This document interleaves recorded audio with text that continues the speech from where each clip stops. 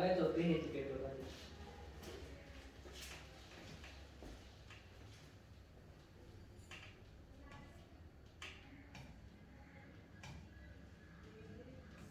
हे होमवर्कला होतं.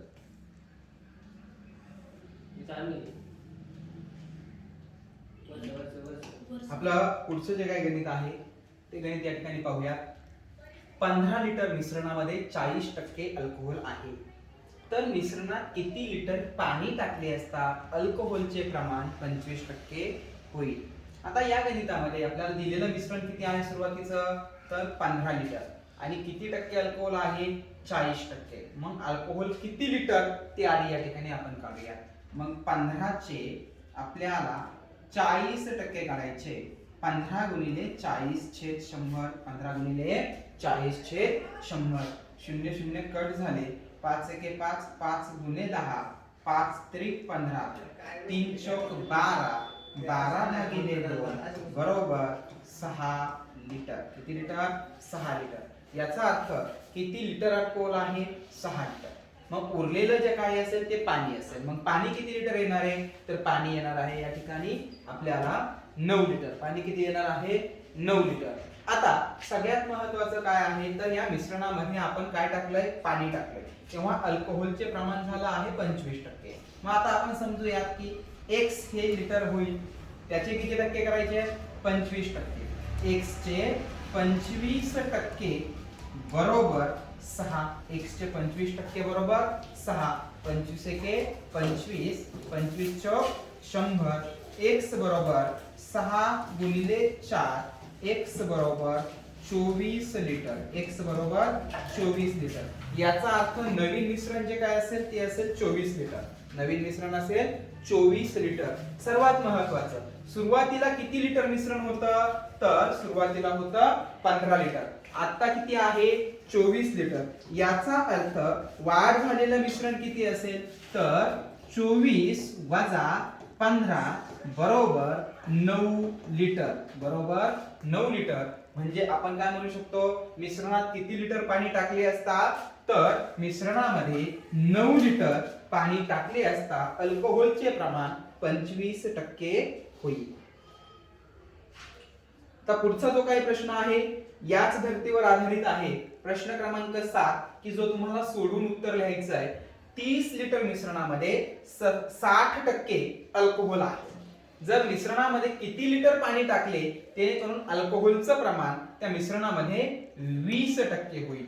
हा प्रश्नाचं उत्तर तुम्ही सोडवायचं आहे. त्याचा पुढचा जो काही प्रश्न आहे, प्रश्न क्रमांक 8, याही प्रश्नाचं उत्तर लिहायचं आहे. 7800 लिटर मिश्रणात 60% अल्कोहोल आहे.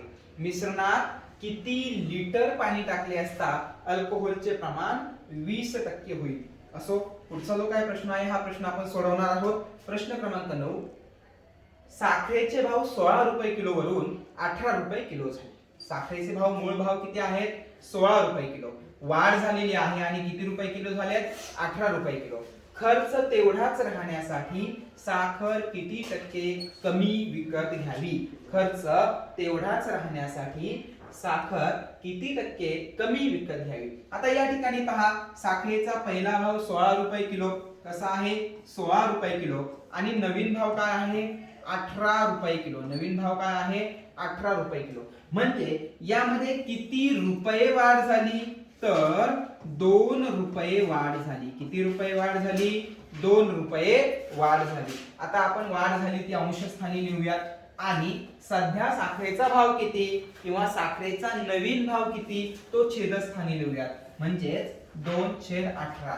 आणि विचारला आहे टक्केवारीमध्ये, म्हणून गुणिले 100. गुणिले 100. आता या ठिकाणी पहा, बे एके बे, बे 9 18.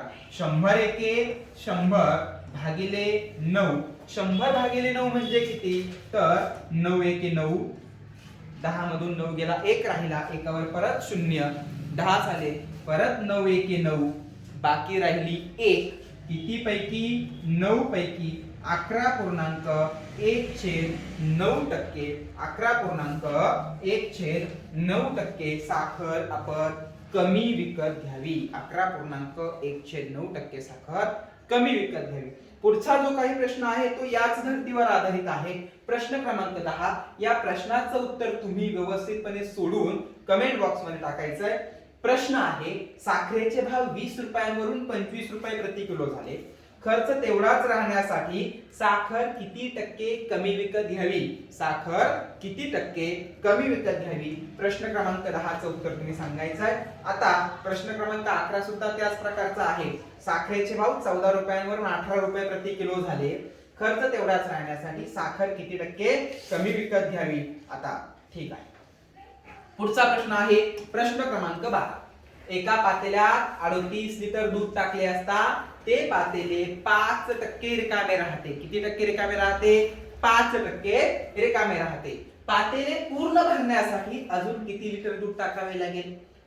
आपण सर्वात आधी त्या पातेल्याची क्षमता किती आहे ते आपण या ठिकाणी काढूया. मग आता मला सांगा, 38 लिटर दूध टाकले तर 5 लिटर रिकामे राहते. सॉरी 5% रिकामे राहतात. म्हणजे 95% पातेले भरलेले आहे. किती टक्के पातेले भरलेले आहे? 95% पातेले भरलेले आहे. आता या ठिकाणी आपण म्हणूया की पातेल्यामध्ये जी काही क्षमता असेल ती असेल x लिटर. किती लिटर? x litre. x चे 95%, x गुणिले 95 छेद 100, x गुणिले 95 छेद 100 बरोबर 38. बरोबर 38. अतिसंक्षिप्त रूप ज्यावेळेस आपण याला देऊया त्यावेळेस आपल्याला एक गोष्ट लक्षात येईल की याला दोन्ही संख्यांना 95 आणि 100 दोन्ही संख्यांना 5 ने पूर्ण भाग जातो. पण 5 एके 5, बाकी राहिले 4. 4 वर 5 45, 5 9 45, वरती 19 चा भाग गेला. 5 एके 5, 5 दुने 10, शून्य जशास तसा खाली 20 चा भाग गेला. आता हा भागिले जो 20 आहे तो बरोबर चिन्हाच्या पलीकडे गेल्यानंतर गुणिले 20 होईल. मग या ठिकाणी लिहूया 38 गुणिले 20. 38 गुणिले 20. आणि हा x ला गुणिले जो 19 आहे तो बरोबर चिन्हाच्या पुढे गेल्यानंतर भागिले होईल. मग याला लिहूया भागिले 19. आता सर्वात महत्त्वाचं 19 एके 19, 19 दुने 38, 20 आणि 2 यांचा गुणाकार 20 दुने 40. म्हणजे त्या पात्राची जी काही क्षमता असेल ती 40 लिटरची असेल. किती लिटरची असेल? 40. गणितामध्ये त्यांनी किती लिटर सांगितलंय की 38 लिटर दूध याच्यामध्ये अजून आपण ठेवलेलं आहे. मग राहिलं किती? तर 40 वजा 38 बरोबर 2 लिटर. किती लिटर? 2 लिटर. तर ते पातेले पूर्ण भरण्यासाठी अजून किती लिटर दूध टाकावे लागेल? तर 2 लिटर दूध टाकावे लागेल. 2 लिटर दूध टाकावे लागेल. ठीक आहे. पुढचा जो प्रश्न आहे प्रश्न क्रमांक 13 याच धर्तीवर आधारित आहे. तो तुम्हाला सोडवायचा आहे. मी वाचून दाखवतो. एका पातेल्यात 51 लिटर दूध टाकले असता ते पातेले 15% रिकामे राहते. किती टक्के रिकामे राहते? 15% रिकामे राहते. पातेले पूर्ण भरण्यासाठी अजून किती लिटर दूध टाकावे लागेल? प्रश्न क्रमांक 13 चं उत्तर तुम्ही मला कमेंट मध्ये लिहून द्यायचं आहे. पुढचा प्रश्न आपण पाहूया. प्रश्न क्रमांक 14. एका शाळेत 2000 विद्यार्थी असून त्यामध्ये 30% मुली.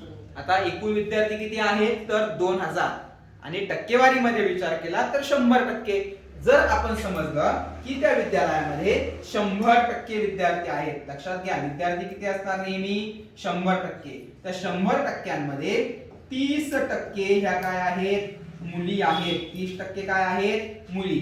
उरलेले 70% काय असतील? मुले असतील. उरलेले 70% मुले असतील. आता पहा त्यांनी काय सांगितलं असून त्यामध्ये 30% मुली व उर्वरित मुली आहेत. मग मुली किती आहेत आपण काढूया. तर 2000 चे 30%. पहा 2000 चे 30%. शून्याला शून्य कट झाले. या शून्याला हा शून्य कट झाला. 200 गुणिले 3 बरोबर एकूण 600 मुली. किती मुली असतील त्या शाळेमध्ये? तर 600 मुली. आणि 2000 मधून जर 600 मुली असतील तर उर्वरित मुलं किंवा 70% जरी काढलं तरी 2000 वजा 600 बरोबर 1400 काय असतील तुमच्याकडे त्या शाळेमध्ये मुले असतील. 1400 काय असतील? मुले असतील. आता गणितामध्ये ते आपल्याला काय बोलता आहेत? तर ते सांगतायत मुलांपैकी 80% मुले पास झाली. किती टक्के मुले पास झाली? 80% मुले पास झाली. आता मुलं पाहूयात किती आहेत, तर 1400 आहेत. 1400 मुलांपैकी 80% मुले काय झाली? पास झाली. 1400 गुणिले 80/100. 0 0 कट झाले, हा 0 आणि हा 0 ही कट झाला. आता 140 गुणिले 8 करायचं.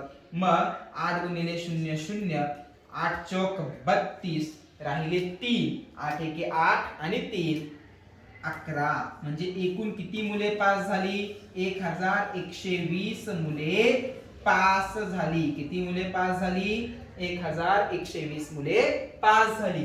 तसंच काय सांगतायत? मुलींपैकी 10% मुली नापास झाल्या. मुलींपैकी 10% मुली नापास झाल्या. आता मला सांगा मुली किती आहेत? 600. मग या ठिकाणी 600 पैकी 10% मुली नापास झाल्या. म्हणजे पास 90% झाले असतील. पास किती असतील? 90%. 600 गुणिले आपण पास काढूया. 90/100. 0 0 कट झाले, हा 0 इकडे कॅन्सल होईल, कट होईल. 60 गुणिले 9, 60 गुणिले 9, 540 मुली काय झाल्या असतील? या ठिकाणी पास झाल्या असतील. किती मुली पास झाल्या असतील? तर 540 मुली पास झाल्या असतील आणि 1120 मुले पास झाले असतील. विचारलंय काय? शाळेचा निकाल किती टक्के लागला? शाळेचा निकाल किती टक्के लागला? अर्थात पास किती विद्यार्थी झाले आहेत, किती टक्के विद्यार्थी पास झाले आहेत. मग मुले किती पास झाले? तर 1120. आणि मुली किती पास झाल्यात? 540. या दोघांची आपण बेरीज करूया. 0 आणि शून्यांची बेरीज 0 होते. 4 आणि 2 6, 5 आणि 1 6 आणि 1 जशास तसा. म्हणजे 1660 मुले पास झाली. किती पैकी पास झाली? तर एकूण संख्येपैकी. आणि एकूण संख्या शाळेमधील विद्यार्थी संख्या किती सांगितली? तर 2000. किती सांगितली? 2000. मग 1660 भागिले 2000. 1660 भागिले 2000 याची आपल्याला शेकडेवारी करायची आहे. काय विचारलंय? किती टक्के म्हणजे शेकडेवारी गुणिले 100. आता या ठिकाणी पहा, शून्याला 0 कट झाले, हे 2 शून्य या ठिकाणी कट झाले. आपलं उत्तर येतं 166 भागिले 2 म्हणजेच किती? 82 16 आणि 32 6. उत्तर आलं 83%. शाळेचा निकाल किती लागला? तर शाळेचा निकाल लागला 83%. समजलं? आता प्रश्न क्रमांक जो काही 15 आहे तो याच धर्तीवर आधारित आहे. या प्रश्नाचं उत्तर तुम्ही कमेंट मध्ये लिहायचं आहे. प्रश्न क्रमांक 15. एका शाळेत 5000 विद्यार्थी असून 40% मुली व उर्वरित मुले आहेत. मुलांपैकी 90% मुले पास झाली, पण मुलींपैकी 30% मुली नापास झाल्या. या ठिकाणी नापास झाल्या. शाळेचा निकाल किती टक्के लागला? या प्रश्नाचं उत्तर तुम्हाला या ठिकाणी लिहायचं आहे. ओके. आता 16 नंबरचा प्रश्न सुद्धा याच प्रकारचा आहे. याही प्रश्नाचं उत्तर तुम्हाला लिहायचं आहे.